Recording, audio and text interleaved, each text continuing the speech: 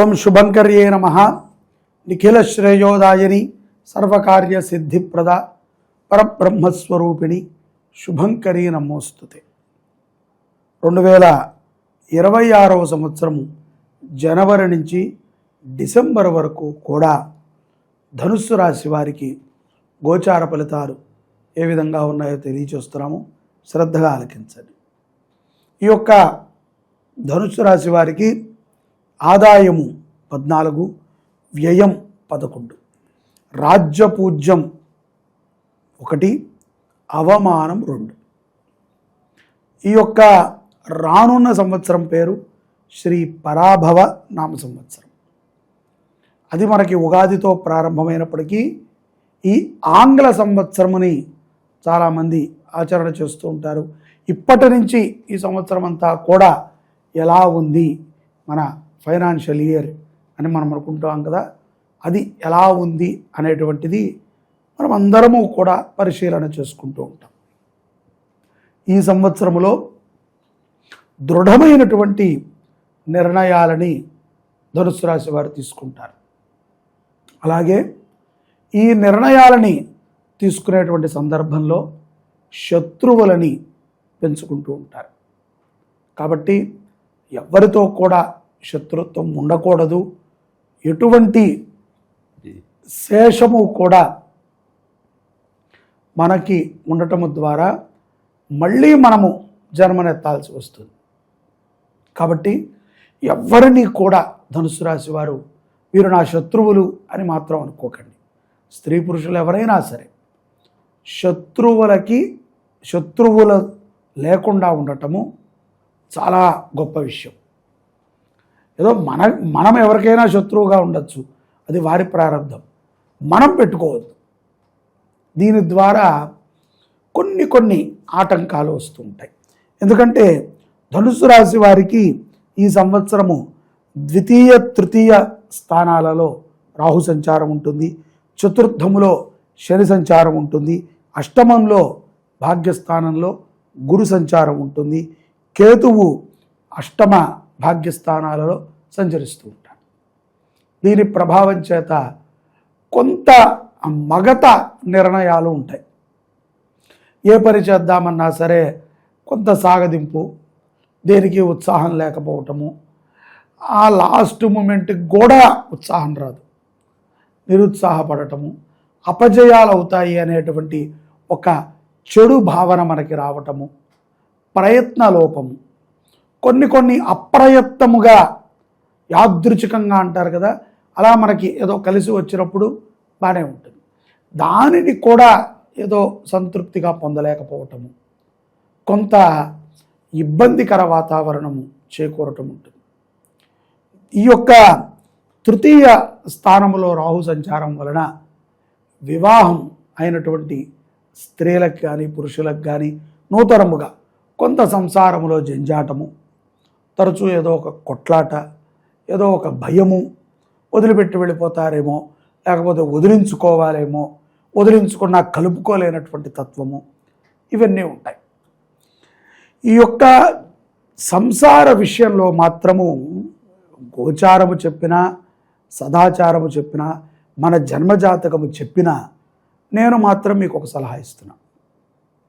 ప్రతి ఒక్కరము వివాహం చేసుకుంటాం, స్త్రీ పురుషులం. చేసుకున్న తర్వాత ఈ భార్యాభర్తలని వాళ్ళ జీవితం వాళ్ళని బతికే విధంగా మనం వాళ్ళకి సహకరించాలి. ప్రతిదీ మనం తెలుసుకుంటాం ద్వారా తల్లిదండ్రులు కానీ అత్తమామలు కానీ వారికి ఏదో ఒకటి స్పూన్ ఫీడింగ్ అంటారు కదా, చెడునో మంచునో మనం ఎక్కిస్తాం. ఇది వాళ్ళు తీసుకునే విధంగా ఉండట్లా. సమాజంలో చాలామంది విడిపోవటానికి ఇదే ఒక కారణమవుతుంది. కాబట్టి వాళ్ళు ఇండివిజువల్గా బతకటానికి, వాళ్ళు కష్టపడి పైకి రావటానికి మనము తోడ్పడాలి తప్ప నిరంతరము మనం వాళ్ళపైన నిఘా పెట్టి ఇవాళ ఎక్కడికి వెళ్ళారు, ఇవాళ ఏం జరిగింది, రేపు ఏం జరగబోతోంది, ఇలా అయితే కష్టము, నాకు అక్కడికి వెళ్ళాక ఫోన్ చెయ్యి, ఇవన్నీ మనం చెప్పకూడదు. వాళ్ళ జీవితాన్ని వాళ్ళకి సాఫీగా సాగే విధంగా చూడాలి. ధనుస్సు రాశి జాతకుల్లో సంసారపరమైనటువంటి సమస్యలు వచ్చినప్పుడు దయచేసి భార్యాభర్తలు ఇద్దరూ కూడా మీరు మాట్లాడుకోండి. మీరు ఒక నిర్ణయానికి రండి.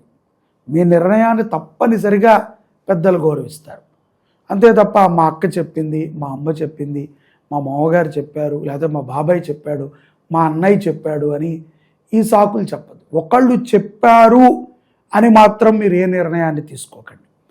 అలా మీ ఇండివిజువల్ నిర్ణయంతో సంసారాన్ని నిలబెట్టుకోవచ్చు. అలాగే ఈ యొక్క ఇండివిజువల్ నిర్ణయంతో సంపదని కూడా వృద్ధి చేసుకోవచ్చు. వ్యాపారస్తులు కూడా సొంత నిర్ణయాలతో వ్యాపారం చేయండి. ఎవరినో పార్ట్నర్షిప్ను పెట్టుకుంటాం, ఎవరో అడిగి వాళ్ళు చెప్పిన తర్వాత నేను చేస్తాను అని మాత్రము ధనుసు రాశి వారు అనుకున్నారా, నష్టపోతారు. సమయము వృధా, మీరు అనుకున్నది సాధించలేరు. తిరిగి మళ్ళీ కిందకు వస్తారు. కాబట్టి ప్రతి ఒక్కరూ ధనుసు రాశిలో ఉన్నటువంటి వారు ఇండివిజువల్ నిర్ణయాలను తీసుకుంటానికి ఆలోచన చేయండి. ఈ 2026లో శుభ ఫలితాలను చూస్తారు. ఆరోగ్య విషయంలో కూడా భయము ఎక్కువగా మిమ్మల్ని వెంటాడుతూ ఉంటుంది. ఏదో అయిపోయింది, అమ్మో ఆయాసం వస్తుంది, అమ్మో నీరసంగా ఉంది, లేకపోతే నాకు ఏదో జరిగిపోతుంది అని మీరు భయపడిపోయి ఇప్పుడు ఎవరెవరికో చెప్పేసుకుని తొందరగా కొంత అనారోగ్య సమస్యలని కూడా పెంచుకుంటారు. భయపడకండి. ఇండివిజువల్ నిర్ణయాలు, సొంత నిర్ణయాలు. నాకు అంత తెలివితేటలు లేవండి, సొంత నిర్ణయాలు తీసుకునేంత బుద్ధి లేదు, నాకు అంత ఆలోచన జ్ఞానము లేదు అనుకుంటే తల్లిదండ్రులను అడగండి. అంతే తప్ప ఎవరిని పడితే వాళ్ళని అడిగి మీరు ఇబ్బంది పడి వారిని ఇబ్బంది పెట్టి వారు ఏదో తెలుసో తెలియకో చెప్పినటువంటి విషయాలని ఇంప్లిమెంట్ చేసుకుని కష్టపడకండి. చిన్న వ్యాపారాలు చేసుకునేటువంటి వారికి చాలా లాభం ఉంటుంది ఈ 2026లో. అలాగే రియల్ ఎస్టేట్ రంగంలో ఉన్నటువంటి వారికి ధనము బాగా కలిసి వస్తుంది. వాక్చాతుర్యం చాలా బాగుంటుంది. ఎవరైతే గనక మోటివేషన్ వ్యవహారాలను చేస్తూ ఉంటారో అటువంటి వారికి బాగుంటుంది. స్పెక్యులేషన్స్ ద్వారా, షేర్ మార్కెట్ల ద్వారా, పెట్టుబడుల ద్వారా కూడా ధనుస్సు రాశి జాతకులు 2026లో మార్చి నుంచి మంచి లాభాలను చూస్తారు. పూర్వ రుణములని తీర్చుకునేటువంటి సంవత్సరముగా ఈ సంవత్సరం ఉంటుంది. అప్పులని చేయకండి. మధ్యవర్తిత్వం వహించేటువంటి పనులకి మీరు నాంది పలకకండి. అది ఎవరికైనా సరే, ఎటువంటి వారికైనా సరే, చాలా గొప్పవారైనా కఠిన పేదవాడికైనా సరే చేయకండి.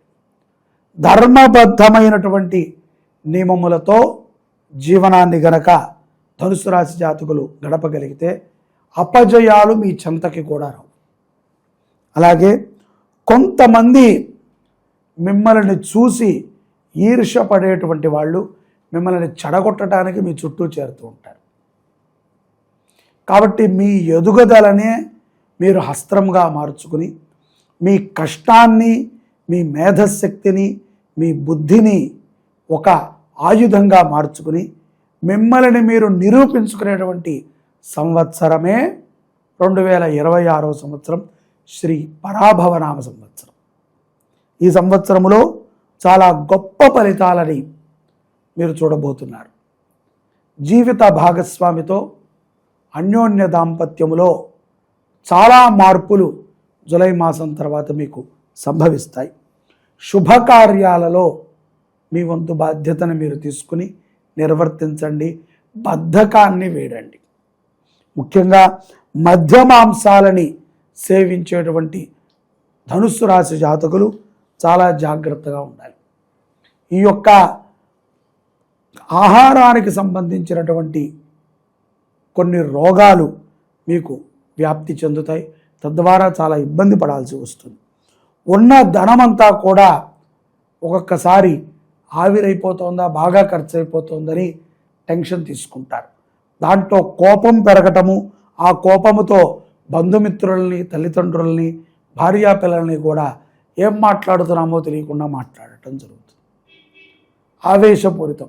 తర్వాత ఒక గంట ఆగి నిదానంగా కూర్చుని ఆలోచిస్తే ఏంటి నేనైనా ఇలా ప్రవర్తించాను అని పశ్చాత్తాపడుతూ ఉంటారు.